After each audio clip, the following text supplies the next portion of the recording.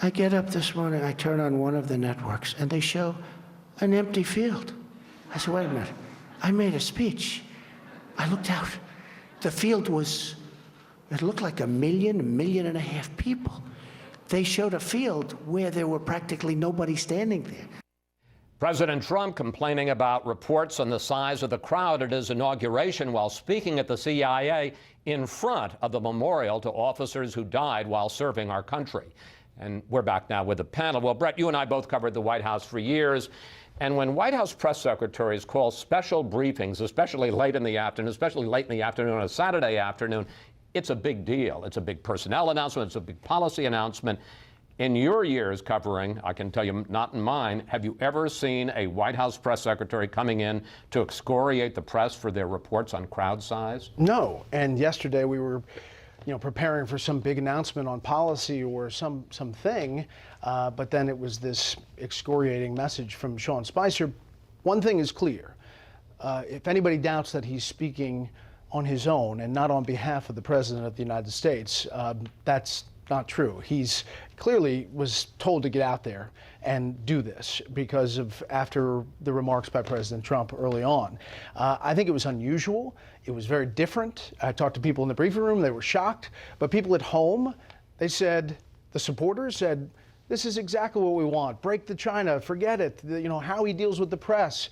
This is the completion of the takeover of the Republican Party. And I don't say hostile takeover because people went willingly because of the actions of the Obama administration and Republicans.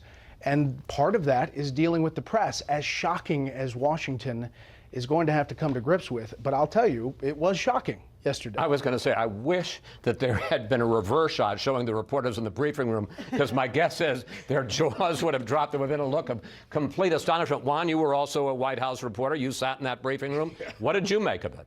Sean Spicer's a good soldier. I think, just as Bret said, he was sent out there, I think, in much the way that he was sent out at one of the news conferences in New York to deal with the Russian allegations.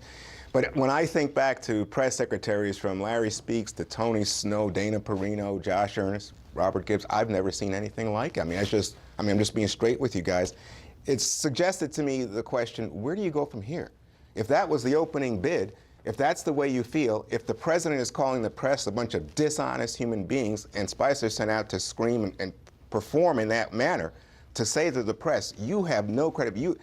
I suspect this is about legitimacy, that they are very fearful and uptight about the idea that they are being delegitimized from day one. Well, you heard that from Reince Priebus. Indeed, today on the show. But I think that this response is so out of the box that it adds to questions about presidential behavior. Are they acting like a White House that we've seen before? Well, if they want to say it's unique, it's different, they're breaking the China, fine. But they're also hurting their standing, I think, not only with the press, but with the American people. Well, there's another aspect to what happened yesterday that, to me, is even more troubling, and that is that the president said several things that just weren't true. First of all, at the CIA, he said that all the reports of his rift with the intelligence community were a media invention. As I discussed with Reince Priebus, that's not true. I mean, he was the one who said it was disgraceful what the intelligence community did and compared it to Nazi Germany. And then through Spicer, he said that this was the biggest audience ever to attend an inauguration. That's also not true. The President of the United States yesterday stood on hallowed ground in front of a memorial wall of fallen CIA officers. And he looked at the American people and he lied. He lied more than once. He lied about something of substance, his relationship with the CIA and what he has said in the past. And he lied about the most trivial of things he possibly could lie about, crowd sizes at an inaugural. We talked about the Spicer piece. There's even more troubling than that. They shut down the National Park Service's communications tool. It's Twitter, because the National Park Service tweeted out the crowd size estimates. This should be of concern to everybody, not just to the press, but to everybody. If people already are feeling a lack of trust in our government, this is not going to make it better. This is Nixonian politics in the Twitter era. Wow, day three and we're in Nixonian politics? On day one, on the first full day. This should worry everybody. Kim, is that over the top? Here's what you have to understand, though. Yes, people lack trust in institutions. And you want to know one of the major institutions they lack trust in? The media. So, you know, the president isn't going to stop this. He feels that there's no downside to this. This is a time-honored tradition, especially among Republican presidents, to talk about the media as a foil. And the media did itself no benefits in the run-up to the election. I mean, I'm not saying everyone around this table accepted, obviously. Well, 4 of the 5 of us. But, you know, all of the predictions that Donald Trump could not win, all of the stories, the day-to-day coverage of some of the major newspapers in promotion of Hillary Clinton and against Donald Trump. And Donald Trump believes that, you know, if he goes to war with the media, and he likes to feud with people, who better than to feud with in the media, because the public... But do you agree with that? Do you really think he pays no price for what went on yesterday? I don't know. I mean, again, you have to believe that the American public has more trust in the media than they do in the new president. And I'm not sure that's a clear-cut bet. I will just say that in the campaign, there was, towards the end, this thought, here comes the pivot. Here's the pivot where he turns more presidential. Right. And, you know, it just can't come. He went to the teleprompter at the end. Then he gets to be president-elect, and he says, sometimes presidential is going to look different. I'm going to do presidential different. Well, if people are looking for it to be different, I don't think it's going to happen. The one issue is that when he goes on the riffs, words do matter.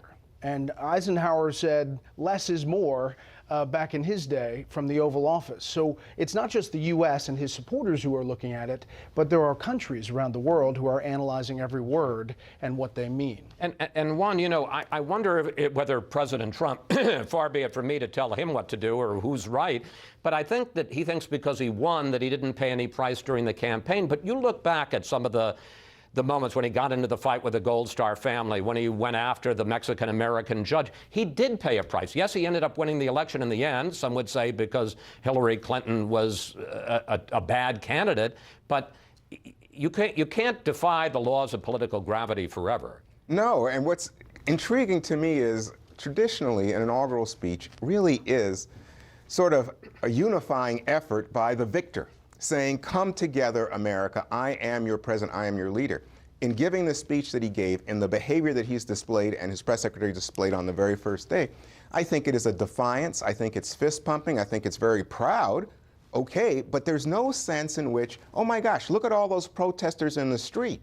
Oh my gosh, I acknowledge that there are some issues here and I want to bring us together. I just don't see that. I mean, you know, we were talking about press secretaries earlier. I used to get calls from press secretaries, White House press secretaries, and they'd be like, why did that story leak? You're out of the loop. We're not, you know, very personal.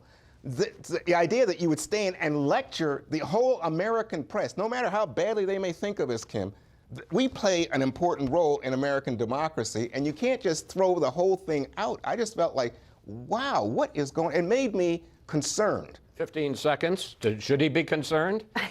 Look, I think that Donald Trump is not going to, he's comparing himself to his predecessor. It's not about unity, the words, it's about his actions in the end. He's going to figure out a way to win. Yeah, we're going to be talking about this for a while, my guess is. Thank you, panel. See you all next Sunday.